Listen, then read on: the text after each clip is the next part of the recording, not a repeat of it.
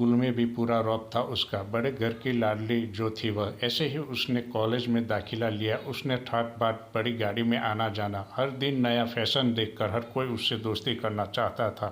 थोड़े ही दिनों में उसके बहुत से दोस्त बन गए। पूरे कॉलेज में उसकी अपनी ही एक पहचान थी। इन दिनों में उसके घर एक रिश्ता आया।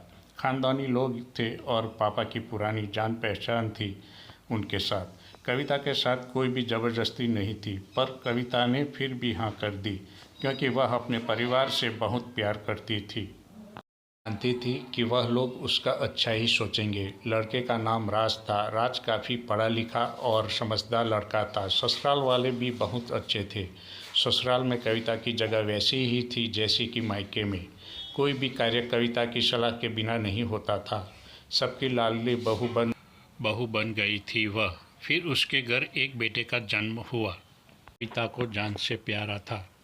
पोता पाकर ससुराल वाले तो फूले नहीं समाते थे। कविता कभी कभी सोचती थी उसकी किस्मत कितनी अच्छी है।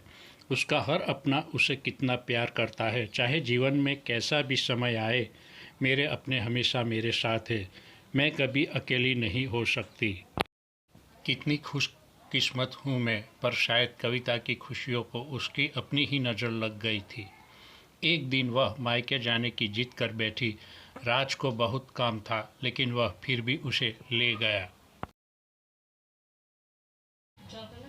रास्ते में उनकी गाड़ी अन्य गाड़ी से टकरा गई। कविता, राज और राहुल बहुत बुरी तरह से जख्मी हो गए। काफ़ी दिनों के इलाज के बाद राज और राहुल तो ठीक हो गए, लेकिन कविता पूरी तरह ठीक न हो सकी। सर पर चोट लगने के कारण वह अपनी आंखों की रोशनी खो बैठी। अब कविता की किस्मत मायके वाले कुछ दिनों तक उसे मिलने आते रहे। फिर कभी कभार फ़ोन ही करके पूछ लेते कि अब कैसी हो।